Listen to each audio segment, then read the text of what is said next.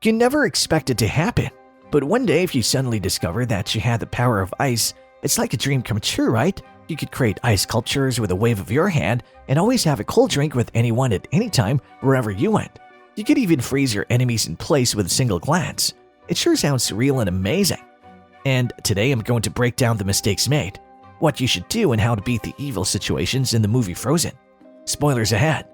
In a winter landscape, ice harvesters are using cutting tools and hooks to cut blocks of ice from a lake, reciting as they work about how ice is a powerful force that's both beautiful and dangerous. They push off after loading the ice slabs into their sled. Along with his reindeer Sven, an 8-year-old child called Kristoff works alongside them.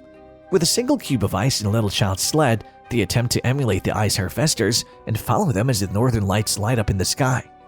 Before focusing on a statue castle on the cliffs above a Scandinavian fjord, the camera pans over the sky as it follows the northern lights. Princess Anna of Arendelle, who's 5 years old, tries to wake up her sister Princess Elsa of Arendelle that evening because she wants Elsa to play with her, but Elsa is sound asleep. Elsa dismisses Anna in jest. The two sisters rush downstairs to the ballroom as they wake up. Elsa waves her hands, summoning a snow crystal, which she then fires into the air at Anna's request. They're covered with snow and it blasts. She then stamps her foot, putting ice on the ground to enhance the winter playground. They build a warm-hearted snowman they call Olaf, who enjoy hugs. The girls are having a great time playing with Olaf until Anna makes a leap that Elsa wasn't expecting, and the power blast designed to form a snowdrift instead smacks Anna in the head, knocking her unconscious and turning some of her hair white. One way to beat extreme cold is to invest in some good quality winter gear. Keeping the time and area in mind, making sure to dress in layers is also going to fight the piercing cold. You can start with a base layer of thermal underwear, followed by a warm fleece or wool layer, and topped off with a waterproof and windproof outer layer. A hat, scarf, and gloves will help keep your extremities warm. When indoors, use space heaters or electric blankets to keep warm. Avoid using open flames like fireplaces and candles, as they can be a fire hazard. Drink plenty of warm fluids to help keep your body temperature up. Hot tea, hot chocolate, and soups are great options. If you're feeling adventurous, you can try taking a cold shower or plunging into a cold body of water. This will shock your body, raising your core temperature. Finally, make sure to get plenty of rest to stay active. Exercise helps keep your body temperature up, so take a walk, go for a run, or do some yoga. With the right gear and activities, you'll be able to beat the cold like a pro. Elsa's cries of agony are met by the rushing entrance of their parents, King Agdar and Queen Idun. Anna is found to be chilly to the touch when they check on her. Agdar and his wife quickly saddle up the two daughters and gallop off into the mountains on their horses. The royal family is galloping through the woods at top speed when they come upon Kristoff, who's still being pulled by Sven on the sled. The fact that one of the horses is leaving an ice path in the midst of July piques his interest. The ice route leads Kristoff and Sven to a barren clearing that looks to be home to nothing except a vast number of stones coated in moss. Kristoff observes Agdar requesting assistance from the immobile boulders from the edge of the clearing. A few seconds later, Agdar, Idun, Elsa, and the unconscious Anna are surrounded by a sizable circle of boulders. The trolls are revealed by the rocks as they uncurl. Another rock troll named Bulda is observing the action from behind in the boulder, and after Sven licks her, she chooses to adopt Kristoff and Sven. Grandpappy, the head of the trolls, appears and queries Agdar as to whether Elsa's talents are as a result of a curse or a birth defect. He remarks that Anna was fortunate not to have been struck in the heart, since it would have been deadly. He tells the family that keeping Elsa's abilities away from Anna could be for the best. He modifies Anna's memory so that she only recalls the pleasure they had and not her sister's abilities. Grandpappy cautions Elsa that when her talents develop, they will present a serious risk to her if she's unable to learn to manage them, since fear will be her worst adversary. Based on what Grandpappy had informed them, Agdar and Idun next take action on their own. Most guests are not allowed inside the palace. There is very little staffing. Elsa and Anna remain apart, and since Anna doesn't remember what happened, she doesn't understand why Elsa isn't permitted to play with her. She frequently knocks on Elsa's locked door and attempts to get her to open it by enticing her with the prospect of making a snowman. The sisters are also prevented from leaving the castle as an added measure of safety. When you find yourself alone in a castle, you have to make the most of it.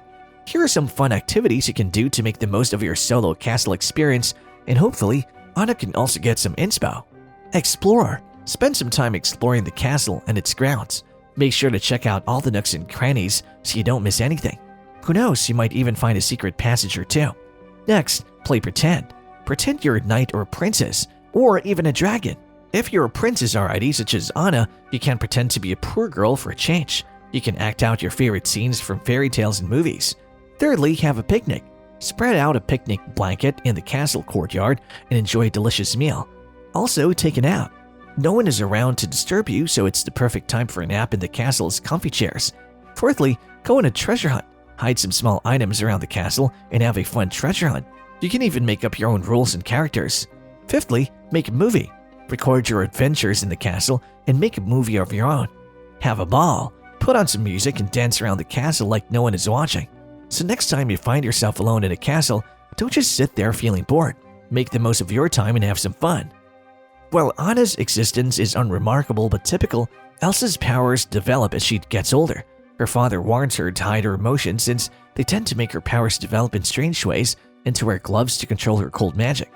The now teenage princesses are left orphaned 10 years after the mishap when their parents' ship capsizes in a storm and drowns them. After the funeral, Anna knocks on Elsa's door once again and begs for comfort from her only surviving relative. But Elsa, who is dejectedly sitting on the other side of the door, won't speak to Anna. After 3 years, at age 21, Elsa is getting ready to be crowned as the ruler of the kingdom at the palace. Visitors from all around Europe, including the Duke of Weselton, who intends to drain Arendelle's coffers, are in attendance. Elsa is anxious to leave her isolation and greet the numerous visitors. Anna joyfully makes her way out into the city as soon as Elsa commands the castle gates to be opened. Walking through the streets, Anna bumps into a visitor's lovely and attractive horse and tumbles into a rowboat. In town for Elsa's coronation, the guest apologizes and announces himself as Prince Hans of the Southern Isles. Anna first takes offense at Hans's carelessness, but after getting a close look at him, she appears enamored. When Anna hears the church bells, she bolts away. During the coronation, Elsa doesn't relax. She needs to be reminded by the bishop to take off her gloves before she uses her scepter and golden orb. She turns to face the assembly while holding them, but when the bishop confers power on her, she very instantly becomes alarmed when she notices that the orb's gold is beginning to freeze. She quickly gives the bishop back the orb and scepter before putting her gloves back on. Elsa can't help giggling as she observes Anna being unintentionally startled by the Duke's extravagant dance abilities.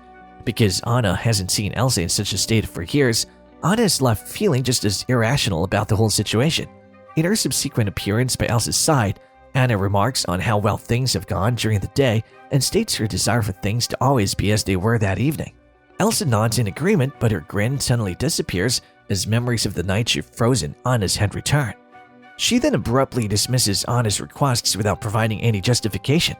After their tour of the kingdom is over, Hans makes a spontaneous proposal, which Anna accepts right away. They return to the ballroom where Anna begs Elsa for approval before being married. Elsa is perplexed by the surprising information, but Anna and Hans couldn't seem more thrilled as they continue to gush about the wedding plans. To Anna's dismay, Elsa ends the unexpected rambling by refusing to issue them a marriage certificate. Elsa requests a private meeting with Anna so she can finally disclose her powers and explain why she shouldn't wed a new person without making a scene that might reveal them. But Anna declines, saying anything Elsa wants to say can be told to both of them. When it comes to convincing your sister who's madly in love to be careful and take time, humor can often be the best approach. After all, it's hard to stay mad when you're laughing. Here are a few funny ideas to get the conversation started. Ask her to consider the long-term consequences of a hasty decision. Tell her that she should always remember that a moment of pleasure can lead to a lifetime of pain. Offer to be her consultant. Tell her you'll help her make the best decision by evaluating potential partners using a smile to creepy scale. Warn her that if she's not careful, she could end up with someone like you. Make sure to add a few jokes about yourself to make it more humorous. Make up a love contract, or in Anna's case, a pre-marriage contract, and ask her to sign it. It should include clauses like no kissing on the first date, no spending the night together, and no buying expensive gifts. Buy her a book on relationships and tell her it's required reading before she can start dating. If she objects, tell her that if she doesn't read it, you'll have to ground her from dating for a month. Take her out for ice cream and have her practice her slow-down technique. Encourage her to savor every bite and explain that she should take the same approach with relationships. Using humor to make your point is a great way to get through to your sister. If she's laughing, she's more likely to listen and take your advice. Elsa, growing angry and frustrated, explicitly rejects Anna's request to wed a stranger while subtly informing her she has no concept of genuine love. Anna hisses in response, informing Elsa that the only thing she's capable of is blocking people out. Even though Elsa can be seen to be affected by this, she still refuses, and the conflict only becomes worse when she instructs the guards to call an early end to the festivities and seal the gates. Elsa, unable to control her emotions, swings her left arm violently, producing an instantaneous barrier of jagged icicles to erupt around her. Elsa rushes out of the room in shock at how the group responded to her powers. Elsa panics and escapes, with Anna close after. A sizable crowd is waiting for her in the courtyard as she dashes out the door. Men cheer her as she passes past in a hurry. Elsa is questioned by a worried woman about her well-being. She's so terrified that she backs into a decorative fountain and grips it with her left hand, freezing it in place. A little while later, the Duke of Wesselton exits through the same door. Just as Elsa begs for everyone to back up, another ice arrow blasts from her hands and comes dangerously close to striking the Duke and his bodyguards.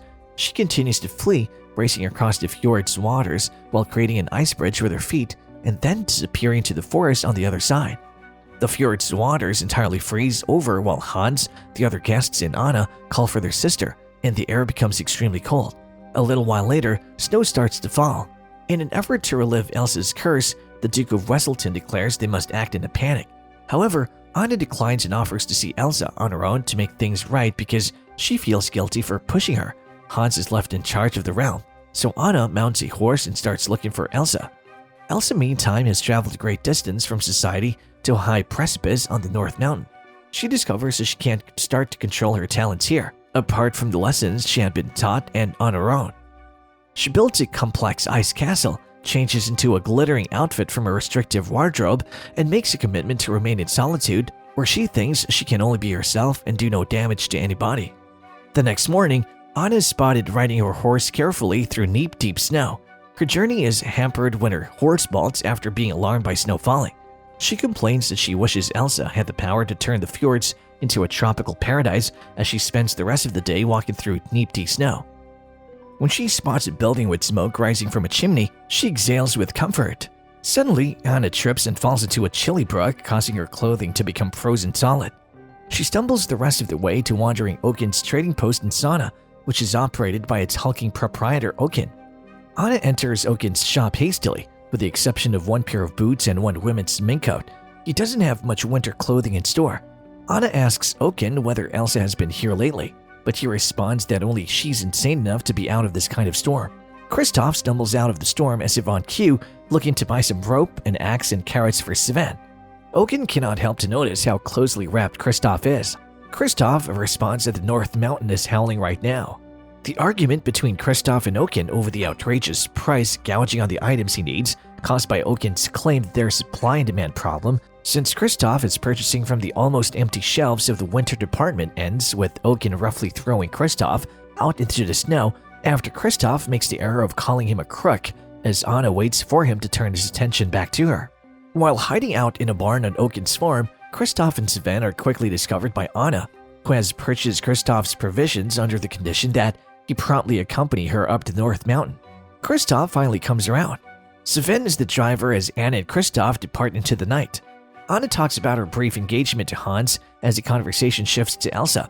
Kristoff asks Anna questions about Hans to gauge how little she actually knows about him, since he finds it incredible that Anna would be so foolish as to get engaged to someone she had just met that day. Their discussion is cut short as a group of wolves ambushes the sled. At first, Kristoff is hesitant to let Anna help him, but she ends up being helpful and is able to kill a number of the wolves on her own. The two experience a brief fright as they notice an enormous ravine up ahead. As they near the precipice, Kristoff hastily places Anna onto Sven's back before quickly severing Sven's harness with his dagger. The gap is successfully traversed by Anna, Sven, and Kristoff. Kristoff's sled, however, is irritated that his sled is missing, but after arguing with Sven, he decides to assist Anna in continuing because he fears for her safety. The sled will be replaced, Anna assures. The following morning, Anna and Kristoff go into a covered-in frost glen. They encounter Olaf, a talking snowman, when they unexpectedly hear a new voice. The introductions are awkward because when Anna first sees Olaf, she screams and kicks her head off. Olaf had to first say his name before Anna recognizes him. This brings back memories for Anna as she recalls helping Elsa make him when they were kids. Olaf suddenly becomes enthusiastic when Anna and Kristoff say that they're searching for Elsa to bring back summertime. It's his desire to experience summer, and he fantasizes about what he wants to do in the summertime in a Busby Berkeley dance sequence. Anna and Kristoff choose not to reveal that he will melt in the summer heat, as he's very excited for the experience. Anna, Kristoff, and Olaf go at Elsa's ice palace in the late afternoon. Due to his feet losing traction of the ice steps, Sven waits at the foot of the staircase going to the front doors. In the meanwhile, Anna instructs Kristoff and Olaf to wait outside the front door as they approach it, cautioning them that the last time she introduced Elsa to a boy, she froze everything. While Anna enters, the defeated Olaf and Kristoff wait outside and begin counting to 60. Inside, Anna is astounded by the palace's magnificent interior as she's by the new ice garment Elsa has created for herself. Even though Elsa is delighted to see Anna and soon forgets about their disagreement at the coronation celebration, she grows uneasy and asks Anna to go so she won't hurt her. Olaf enters the gathering and briefly interrupts the talk. Elsa is shocked to learn that one of her abilities is the ability to summon living snowmen. If you know someone who's feeling sad and guilty, convincing them to feel better can be difficult. The best way to help is to be understanding and supportive. A good way to start is by asking them what's wrong and listening to their response without judgment. It's important to let them know that you're there for them and want to help. One way to get them out of their funk is to make them laugh. Tell jokes or funny stories, or watch a funny movie or TV show together. Laughter is a great way to lift moods and put things in perspective. Another way to help is to remind them of all the great things they have accomplished in their life. Remind them of their successes and the positive things they have done. Remind them that mistakes are part of life, but that mistakes don't define them. For those feeling guilty, it's important to remember that forgiveness is a powerful tool. Encourage them to forgive themselves and to recognize that no one is perfect. Encourage them to focus on the present and the future, not the past. Finally, encourage them to take care of themselves. Tell them to make time for exercise, relaxation, and hobbies. Encourage them to do something they enjoy and to make time for activities that make them feel good. These simple steps can help someone who's feeling sad and guilty find their way back to happiness. In the end, Elsa is shocked to see that her whole kingdom is frozen, and Anna is shocked to discover that Elsa is powerless to halt it. But Anna is certain that their distance shouldn't be caused by her sister's abilities. Elsa, however, remembers smacking Anna in the head with her snow powers after seeing Olaf. She asks Anna to leave. Anna follows Elsa as she escapes to the palace's higher levels while appealing with her sister to work on the issue with her. Elsa, however, becomes so enraged that she releases an ice shell, a piece of which unintentionally strikes Anna once again, this time in the heart. Despite Anna's assurances that she will support and assist her sister, Elsa just becomes more anxious and upset, which causes her magic to flare up. Elsa builds a huge snow monster to fling them out of the way in an effort to save her sister. Anna, Kristoff, and Olaf are left by Marshmallow on the Ice Palace's entrance stairs. Anna gets enraged and promptly tosses a snowball at him after he first leaves them alone. After being agitated, Marshmallow follows Anna and Kristoff into the woods. Marshmallow is able to corner them at the cliff's edge, but Kristoff quickly starts to build a snow anchor and use a rope to securely lead Anna and himself down the mountain to safety. Olaf attempts to stop Marshmallow, but he eventually catches up to them. Marshmallow tosses Olaf down the cliff out of annoyance. By using the rope, he drags them to his face and yells in their direction. The rope is then cut by Anna using Kristoff's knife. This sets the pair to free 20 feet onto a pile of fresh snow. Kristoff notes that Anna's hair has started to turn white as they recuperate from the landing. Fearing for her safety, Kristoff brings her to his family, a tribe of rock trolls who also happen to have saved Anna many years earlier. The trolls are pleased to meet Anna and first mistakenly think that she's Kristoff's loyal lover. As a result, they attempt to marry her, almost finishing the vows before Anna passed out. Grand Pabby approaches and examines Anna, just as he did 13 years prior, but determines that this time her sister's abilities struck her in the heart. Even though it might seem like a fantasy, there are in fact several ways to cure yourself without any kisses of true love. The first and possibly most obvious way is to take a trip to a magical land full of witches and wizards. After all, if anyone knows how to cure a spell without a kiss of true love, it's a witch. Whether you believe in magic or not, it's worth the try. Another way to cure yourself without a true love's kiss is to try out some traditional remedies. For example, a hot cup of chamomile tea is known to have calming and healing effects, while a cold compress can help to reduce swelling and inflammation. Additionally, a warm bath can help to relax your muscles and relieve muscle tension. Finally, if all else fails, you could always turn the power of positive thinking. Positive affirmations can be incredibly powerful. And if you believe in the power of your own words, then you can use them to help cure yourself without a true love's kiss. Whichever method you choose, just remember that the most important thing is to believe in yourself. With enough determination and a little bit of luck, you can find a way to cure yourself without a true love's kiss. Grandpappy explains that unless an act of pure love breaks the enchantment, Anna could freeze to death. So that Hans may give Anna his true love's kiss, Kristoff and Olaf hurry her back home. As they approach Elsa's palace, Hans and his soldiers overcome Marshmallow, who plunges into a chasm and sees Elsa. Hans receives Anna, but instead of kissing her, he states that his true intention was to kill both of the sisters in order to take the crown of Arendelle. Hans forces the grieving Anna to commit suicide in the chamber before tricking the Duke and the dignitaries into thinking Elsa's enchantment caused her to pass away. The Queen escapes from her prison cell when he orders her execution. Olaf sets Anna free, and she and he go outside in the snowstorm to meet Kristoff, whom Olaf has shown to be in love with her. When Hans meets Elsa outside and accuses her of killing Anna, Elsa loses it and abruptly calls an end to the storm. Anna rushes in the path and freezes solid, halting Hans before he can kill Elsa. Elsa, who's devastated, clings to her sister as she thaws out, calling her bravery an act of pure love. Elsa banishes the never-ending cold after realizing that love is the secret to mastering her power and provides Olaf with a little furry cloud so he can feel warmth. Elsa terminates the trade arrangement with Wesselton to exact revenge, while Hans is detained and exiled from Arendelle for treason. The two kiss after Anna gives Kristoff a fresh sleigh. Elsa makes a commitment to never again lock the castle gates when the sisters are reunited. After surviving the fall, Marshmallow appears in a post-credits scene wearing Elsa's abandoned crown. And that's all for today's video. Don't forget to like and subscribe to many such videos. Thanks for watching and take care.